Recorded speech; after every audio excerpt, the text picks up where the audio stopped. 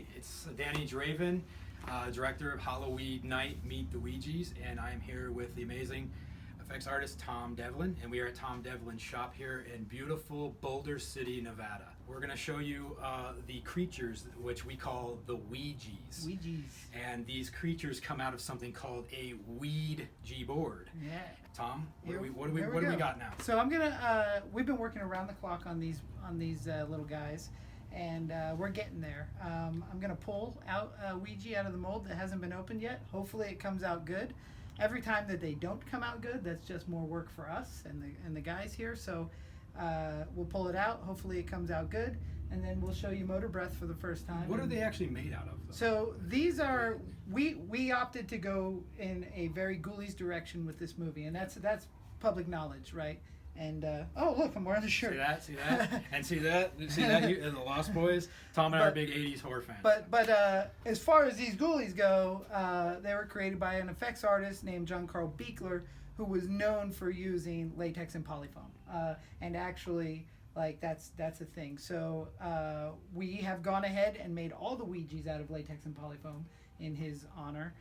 There will be a couple foam elements and different parts depending on the character, but these guys mostly are polyfoam and latex. So what I've done is I've casted up all the latex, and then we've poured the polyfoam, we let it cure overnight, and we're going to pop this one open and have no idea how this is going to go.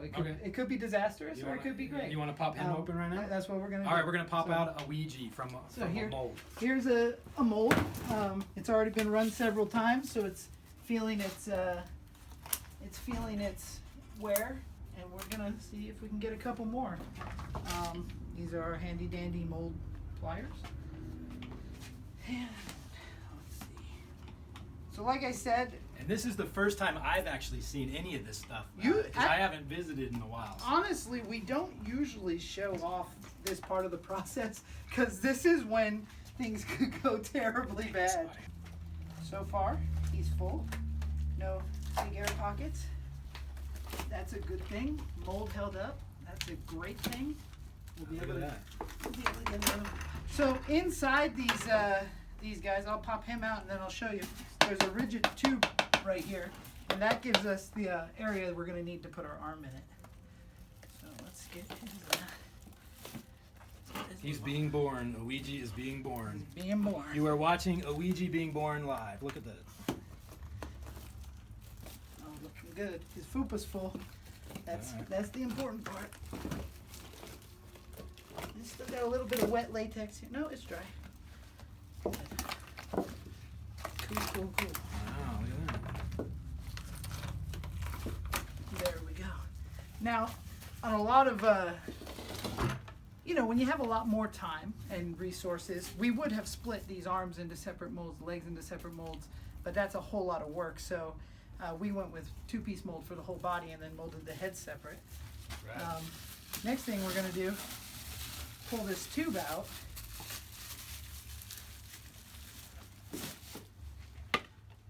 And that tube is what gives us a space to put our arm in there. There you go.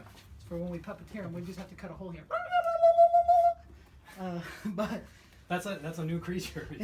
we call him neck finger. Finger man. But right. So then the insides are still a little damp, so we're gonna put him on the drying rack right here.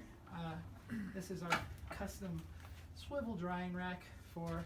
We have to trim up all the seams now, as you can see, like trim up all the excess garbage. And then if you can see, like these guys, they're just foam, they're noodles, right? They have no muscles or anything. So we have to put bars in his arm so it only bends right where we want it to, because like this guy will just bend. So we put bars so he bends at the elbow there and then up here at the shoulder. And that's how we'll make him move. So on this really cool little body here, I think the audience in live streaming land, everybody, particularly people from the Full Moon universe, are probably asking one question that I want to ask Tom, and that is, where is its ding dong? Like, where is its? Well, it's his ding dong. He has no It's back here. Underreaching. Yeah, no, he's just got a big fupa here, so it's up here. Oh, so it's like Yeah, it can kind of come out. It's hidden. Now, if he No. if he was excited, Yeah, you might see maybe a wrap up around or. I was thinking like a garden hose. You could like just unwheel pull it. out. Yeah, you could unwheel it. Or something. But maybe in Or like a in helmet on top Weedjies-land, of- maybe the reason these little pissed off 'Cause- monsters are so pissed off Yeah. is they've been castrized. They've been castrized. Yeah, like when you get sucked So- into the Ouija board and become one of these little fellas, it keeps elements of your past character. We see that in all of our characters, but maybe That's it true. takes away elements of your past. Well, he character. could have a little Velcro or Yeah. something on there, and he also has these little like. Oh he yeah, has little, these little like flooby moves. little man, Yeah, little man movies. boobs on here. Now, Tom, when you actually paint this, Tom's gonna put. I'll let you explain, but this is gonna So, have paint and fur. The and, cool thing with these bodies, very much in the vein of Ghoulies, in Ghoulies, the cat ghoulie, rat ghoulie, and bat ghoulie are all the same body. Those three bodies, one they added the wings to, they all have slightly different hands. One does have a ding dong. I think it's the cat ghoulie has a little nuts and ding dong. But so what we will do is this is going to play for Motor Breath, and it's going to also play for Gravestoned. As Gravestoned, it's going to be naked like this, painted up. This is a Gravestone head right here, and Oh yeah, let's show him. that will basically go up there. But then when it's Motor Breath, it's going to have hair, like sparse hair. It's going to be painted different flesh tone than Gravestoned. It's going to have costume elements like a little leather jacket, and we talked about the cod piece. He's gonna have. Okay, so for those of you who don't know what a cod piece is, as some people can look back in history and know what it is, but the Rockstar cod piece, you have that big old. It's almost like a cup. It's like a big old like jockstrap cup that a Full lot of of spikes 80s or- metal yeah. rockers wore. So the Motor Breath Ouija will have this big old cod piece yeah. to hide his his magic, his garden hose wiener. So we will use the same bodies, but they will look entirely different. That's why they have no hands. They'll have different hands. Well, can you show the audience how his head moves, like Yeah. how these things are going to be puppeted? Yeah. So basically, your arm goes through here, and part of the reason of that fupa is you can hide my body a lot. If I'm wearing a black sleeve, you won't see. And then he'll have a head on him like this. He'll have a neck piece too, so you won't see my hand, but he'll be able to. He'll be like, "Rah, rah, rah, rah, rah, rah, rah." Tell Danny Draven a bedtime story. Go to hell. Exactly. But yeah, Right. I mean, these guys they'll be really, Never mind. we'll be able to manipulate their arms. Their legs will most likely be glued down to things as they're standing, and they can hunch and move. And we are talking about doing some moving shots where we put them on either skateboards or remote control elements where we can get them to go down. Yeah, and also over the shoulder stuff where the camera's behind them and they're just. Right. But yeah, we will definitely show up Painted, bro. painted hair. And his eyes. His Yeah. eyes are animatronic eyes. Yeah, so we They're have a lot of radio space, controlled, space back here where we'll build out the underskull, and we will stick animatronic eyes in there, which are servo controlled and pretty simple but effective. I mean, this stuff is really like. I mean, It's I true, gotta say, true movie puppet. This is I mean, really like movie making puppetry here. I mean, this is the kind of stuff that I, as a filmmaker, have been wanting to do for a very long time. This classic stuff, and I know Tom as well. So this is a lot of fun for us to be able to go back. I don't know, what is it, 30, 40 years or whatever it is, and create something like this.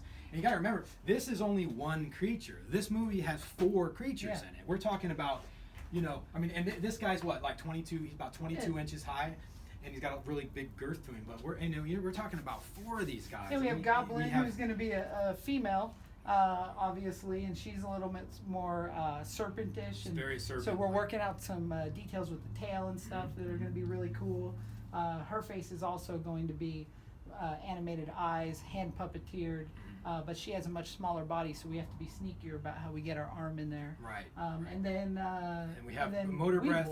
Well, we have Weedwolf, but Motor Breath, which we're going to actually pull out of the mold here. Actually, for the first time, I haven't even seen it, so Tom's going to pull it out live for you guys. Yeah. But while we're on the topic of Weedwolf, of all of our 4 Weedjies, 3 of them are are like this, the hand puppets, like what you said. The Weed Wolf itself is actually a person inside of an actual suit. Now, maybe I'll let Tom tell you a little bit more how that works. Yeah. So we have a small actor. We've worked with him. I've worked with him a lot. He's super talented.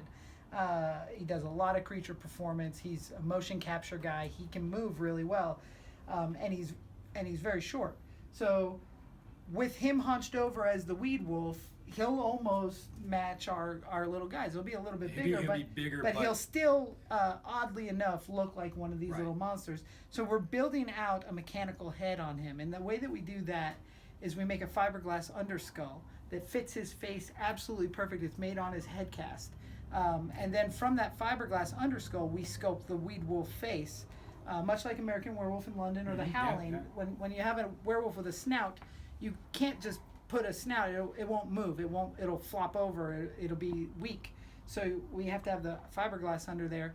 And when he opens his mouth, it opens a lever that will to make him chomp and growl, and he'll have dog teeth the whole way, the tongue. Yeah. And then we're mounting the servo-controlled eyes up above his face. So he's wearing a helmet, but his makeup will be out here. Right.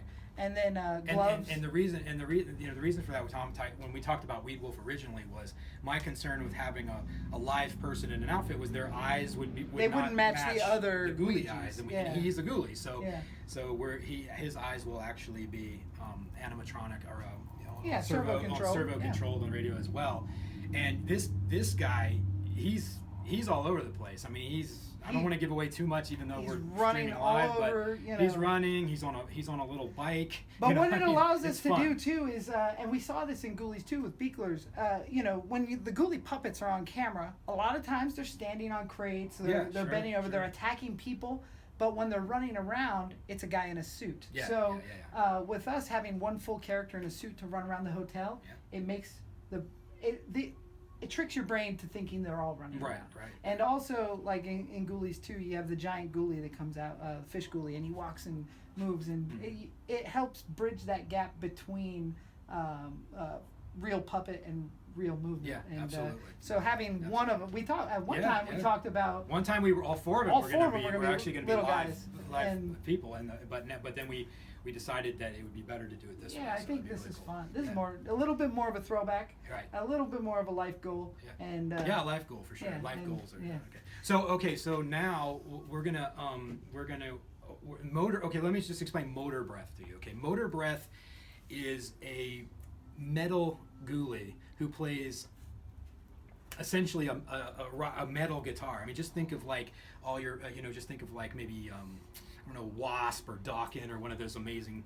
bands that I love. Yeah. Church and you love. No, I mean I'm really into hair bands and metal, and obviously Shane, who wrote the script, between you two, ended up with the name Motor Breath. Motor Breath. And that's clearly derived from Motorhead. Motorhead. So we have a little bit of Lemmy in there, and then Charlie, based on the fact that these are so Ghoulies-ish, and we're kind of giving our throwback to John Beekler, who recently passed. He suggested throw in some Beekler characters into there. So he's not hard for me because my style is very Beekler-y, and all of his characters look like himself. Yeah. So I added a little bit of Beekler to it, a little bit of Lemmy to it. Yeah. We're going to give like an Axl Rose type he's going to have an Axl Rose bandana. Alice Cooper codpiece. He's got handlebar mustache. Yep. He's got a big old codpiece covering his junk. So we're going to, it's very metal guitar. Amalgamation of heavy metal. Right. And for those of you who watched the last vidcast, I'm sorry, not the vidcast, but the last live casting session, or if you want to go back and watch the casting session, which is on the website, deadly10.com, you will actually see the two metal guys who I cast with Charlie, who Motor Breath kills in the movie. It's like metal. So you can check that out as well. So here we go. This is our mold for the heads, and each character gets their own head mold, and we can make as many as we need. We need about 3 to 4 of each character, and this is poured up with just latex right now. So I'm gonna just powder it, a little bit of baby powder, and sometimes they come out perfect. Sometimes they come out with imperfections, and we have to fix them. It's not, it's all par. Was that baby powder? Yeah. I tell a lot of my I got a little rash. I tell a lot of my effects artists that we spend I'd say 30% of the time creating stuff and 75% of the time fixing it. So this is a little soft actually. So we'll see how this goes. Yes, this is Motor Breath being born live at Deadlyton. And Danny hasn't seen any I have pictures, not concepts, seen, nothing. I have so, not seen this guy yet, so you will see with me for the first time. Got a little bit of clay on him, but that'll all clean off.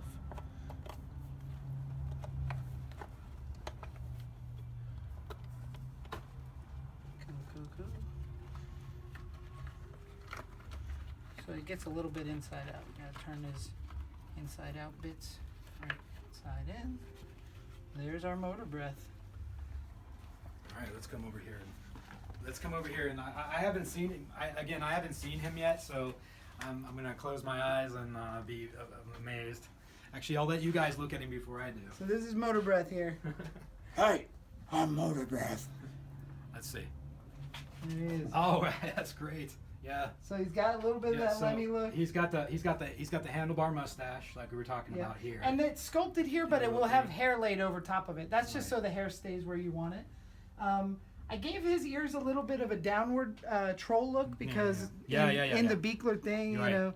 And you got to make room for the bandana. Yeah, he's gonna have the bandana on top, and then hair comes out the top of his head and over the bandana. A little long hair. So a little long hair, the bandana. He will. I like the down hairs on him. Yeah, just to change it up so they don't all have the exact same ears. Although the pointy ears is a Weedjie trait.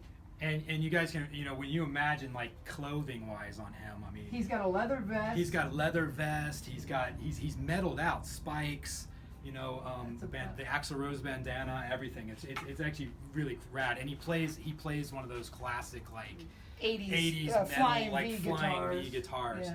And so you can see like I have some holes here. I just have to fix those. This part of his ear is actually inside, not outside. Sorry. So I have like holes here that I'll have to fix. His teeth will have to get refined. There's still some clay in his Lemmy mole, but that's just a little bit of patching and repair work. We work so fast. We sculpted this and molded it last night, cleaned the mold out, had to pour it up, and just wanted to have something to show the live audience. So like, I'm Motor Man, let's freaking rock! and he's gonna headbang. So you got to imagine him on this body, and he gets headbanging. He's playing guitar. Yeah. People are dying. Blood is flying. It'd be pretty cool. It's pretty cool. I don't think we've never seen.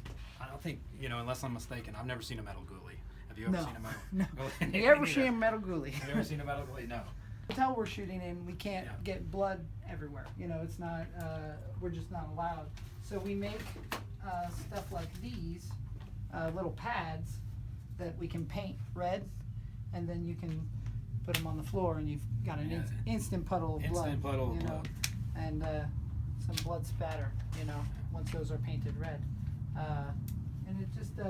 We also make a lot of like rubber gut pieces, and this is for any of the death stuff. And it'll be painted red, so we don't have to do so much stage blood that we get it on their beds and their walls, and but whenever there's like somebody getting their neck bitten out, it's like exactly. We'll have weed wolf we'll have all that good stretchy fun. See, it's tough as a filmmaker when you're shooting in a location and they say, and we're literally making a horror picture with creatures who kill people, and they say, oh yeah, you can't splatter any blood anywhere. Well, anybody that knows my background and Tom's background, that's what we do. That's kind of what we do. We splatter blood a lot. Yeah. And I mean, I've been to places where we'll knock, we'll put our hands through doors and leave the place a mess. But we're not doing that on this one. But at this one, we got to be very careful to how we spray blood.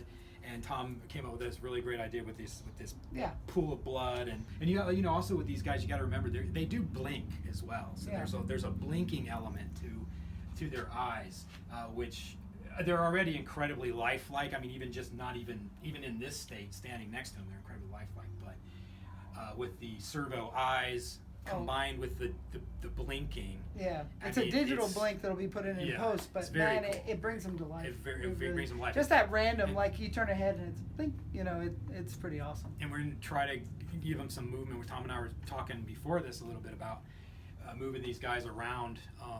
You know, we were talking about possibly.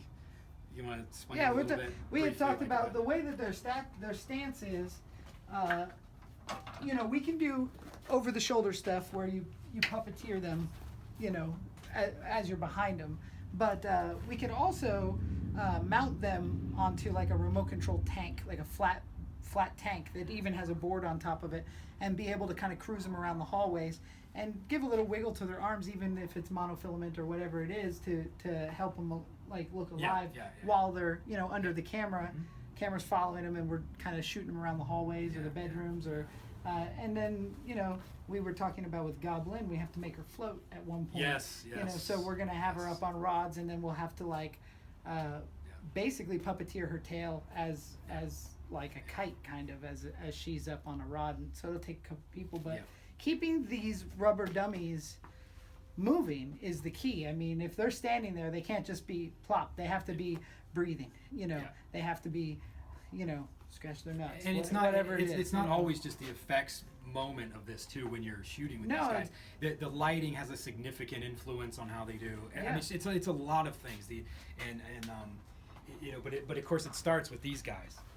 But you know, these guys wreaking havoc at that hotel is just it's gonna be wild fun ride. I mean, actually, I think originally we had like six of them, and we had to cut it down. We had about 6 of these guys, and I ended up cutting it down to 4.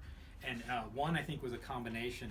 We combined one into one ghoulie, but I keep calling them ghoulies. I don't know. Yeah. They're Weedjies, not ghoulies. Well, they're close. like the Care Bear cousins. They're the cousins of ghoulies. They're the cousins. You know? There's Weedjies and ghoulies. In the same. They're a little universe. bit more high than ghoulies are a little more evil. Right, You know, maybe right. that's the difference. Yeah, definitely. But yeah, they're in the vein of, you know. There is a moment too where we, you know, one of these guys, and we'll see when we make the film, but where there's a pool scene in the movie, and I'm hoping that we're going to do some little bit of underwater photography. Oh, that'd be great. If I wasn't directing, I would just do it myself and just jump in the damn pool with my camera and do it myself. But since I have to probably shoot a lot of pages after that, I won't be able to do that. But I'm talking about, you know, getting some underwater photography with one of these guys, and maybe, you know, getting them in the pool and swimming around and we can submerge them. And Goblin is still in the creation stage, but she's a little bit more complex with her snake-like, you know, serpentine type features and everything. She's our one sort of very feminine ghoulie who I think we're all really looking for. She's like the Greta Gremlin of the bunch. The Greta Gremlin of the bunch. We talked a little bit about Motor Breath's clothing being all metalled out and everything. Now, Gravestone, he's a little bit more. He's naked. He's naked. And same thing with bubbly and. Same thing with Goblin. Goblin, she's more like a snake body, a little more. And naked. then Weed Wolf has clothes. Weed Wolf has like a Hawaiian shirt and. Like it's a little more 70s Paisley because he's a hippie guy. He's a hippie guy, right? But Courtney, our costume designer, made a beautiful outfit for him. Okay, great. From scratch. Right. It's awesome. Cool. Cool. Yeah. And no. I mean, other than that, you know, everybody has pretty much got these little claws. Yeah. On the hands. And they'll be the hands will be a little bit different for each. The claws will, I mean, their feet will be the same, except for Motor Breath has like hairier feet, and then. Well, that's the other thing too. Like, as far as besides how lifelike they are now, one of the things I was telling Tom early on was I really wanted these guys to have a shine to them, like sort of a sweat about them, to really add even more to the lifelike character. And Tom's, how are we going to accomplish that, like on set? You know, on set, when you're working with rubber monsters, it's almost a mandatory element to KY jelly them. So we'll take KY jelly and we smear it all over the latex, and it just brings them alive. It gives them that sweaty sheen. They don't have to be goopy and slimy. They just need a sheen to them. And the light reflects. What I do too is I'll spray them down with like a clear coat material that gives them that gloss already. But when the KY's on it, it beads up a little bit and gives them that. It looks like they're sweating. Yeah. Like, I think it's good to show. That's show pretty how cool. you know, because it is important, because we are creating A species. we're creating essentially a species Yeah. of creatures from scratch, because this is a brand new full moon Yeah. universe franchise, you know, planet. I mean, we have a Ouija board that these things come out of, and we have a ganja ghost, which we should talk about in a second. But you can just see how these guys, you know, look, you Yeah. know, like from part of the same species. Now, ganja ghost, I should talk about just for one moment, and he is. I think we showed him in one of the vidcasts, but he essentially is the board crypt host. keeper. He's like the crypt He's like keeper the of the crypt bunch, keeper of you this know. board, and he comes out and he's funny and he's got, you know, one-liners, and he talks like this. He talks like a Rastafarian Yoda, so it adds some of the comedic element. But And he clearly was a Ouija at some point. He has the same pointy ears. And again, going back to creating one species Yeah. of characters that universe stays in. So we casted a ganja ghost, Yes. and I had But you can see the preliminarily. tape on the, I had preliminarily started a sculpture of ganja ghost just to get ahead of things. And as I predicted when you were here last, it's Yeah. like, well, we casted a guy. He doesn't fit the life cast at all that No. I sculpted on, so I will transfer over to something that's more akin to his shape and size. Yes. And also based on his talents and where he uses his strong parts of his focus, I will make sure that it moves really good with the brows, and his eyes are super prominent. Yes. Now in the concept art, he looked like he wears sunglasses. John Lennon or something. Yeah. He has sunglasses, and that was the one reason I had never really worried myself about the animated eyeballs. Right. Now with him, we may think about contact No, lenses. I or think something. so. Yeah. I mean, and for all of you who want to actually see the gentleman that we cast for Ganja Ghost, again, go to the website and look at the casting video. And in the casting video, you'll see who we cast as Ganja Ghost. And now that we have cast him, that's where this conversation comes in.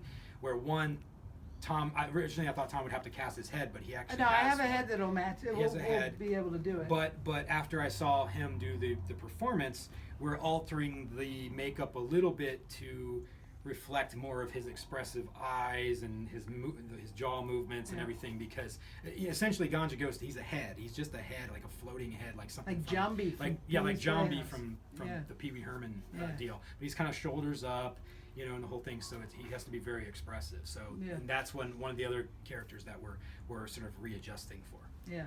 So that'll be, we got 2 weeks to finish all this Yeah, stuff yeah, up. we're It's no we're problem. shooting in Tons of 2 time. weeks. We have Tons of time. all this time and Yeah. everything, but yeah. So if you want to see more of the people that we actually cast in these parts, all the leads and everything, you really should check out that little casting video. It's a lot of fun, and how that ties in. So that's where we're at here with the Weedjies, and I think the next time you see these guys, there's a lot more to show. Yeah.